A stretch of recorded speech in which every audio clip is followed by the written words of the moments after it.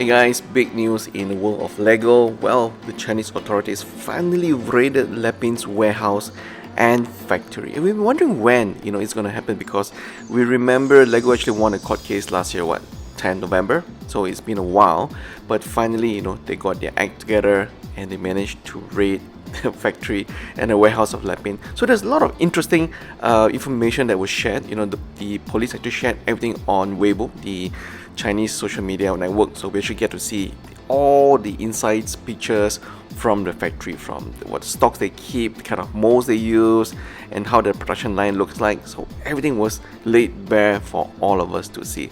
Now, what is interesting is they actually managed to confiscate close to 200 yuan renminbi worth of products. And let's try and convert how much is 200 million yuan renminbi to US dollars. That's close to about 29 million US dollars. So that's 29 million US dollars worth of goods confiscated by the Chinese authorities at Lepin's factory and warehouse. Now it's interesting to see that why piracy, especially toy piracy, is such a lucrative business when the number is so huge, right? It's easy money. And obviously for a company like Lepin, they don't have to invest in any R&D or marketing. They just blatantly rip off everything that's been done by Lego and also the Lego community, customized build to pass it off as their own product. So it's really easy money for them. So 29 million US dollars for products, very, very easy money for them.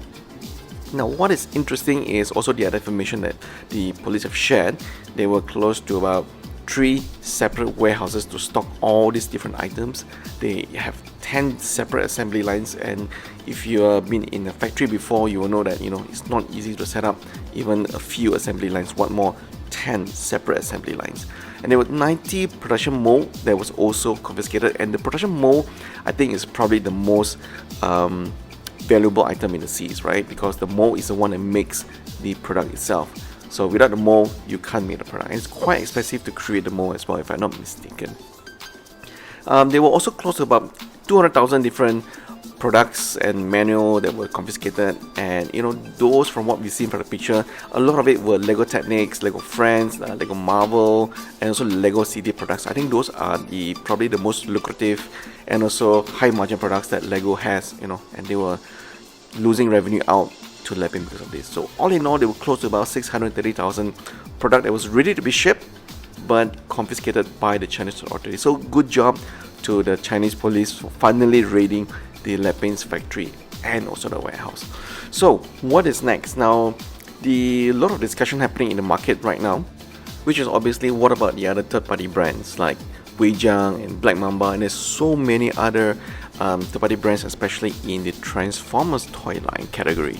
So we don't think those guys will be likely affected because there's not been any court case against those guys so far by Hasbro or Takara. So I believe they will still be producing their products as normal, but I do think that they will be a lot more silent about it. I don't think they will go on social media to shout out about their new product as they've used to. So they probably will quiet down a little bit, because I'm sure other brands such as Hasbro, Takara, and all the other big toy brands will be using this as a precedent to go after all the third-party brands in court. So that's very interesting. Now, there's also a lot of discussion about this raid, and the question is, did they actually catch the mastermind of it all? I mean, sure, the authorities have raided and caught all the workers, the general manager, the operation manager, but are they the actual boss that's funding the entire operation, making the bulk of the money of the entire operation? Rumor has it, the bosses are probably from Taiwan or Hong Kong or somewhere else in China. We don't know, but we don't think that they have caught the actual mastermind behind it all, because it does take a lot of money to invest in this kind of setup, and this kind of factory, the workers that work in this factory may not be the actual boss at the back. So what's next? Definitely you will see a lot less Lego knockoff products from Lepin.